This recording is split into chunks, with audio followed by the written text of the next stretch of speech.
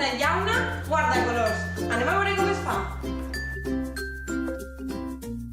El material que necessitarem serà goma eva de colors, unes tisores, un llapis, una llauna, pegament de barra i llana de colors i ullets. El primer pas és tallar les ales.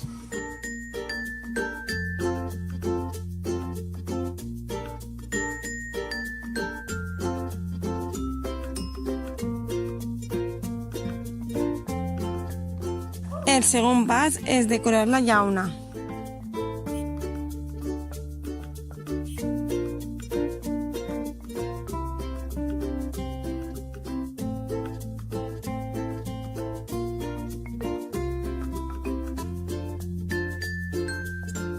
El tercer pas és tallar redolins per als ulls i el bec.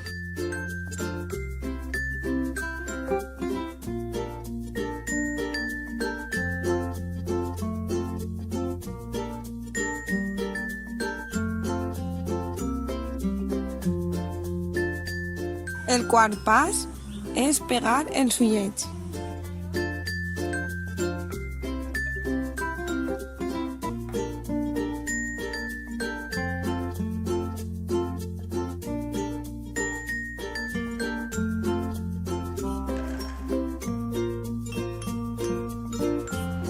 Jo he escollit un mussol perquè és el meu animal favorit, però podeu escollir qualsevol altra cosa.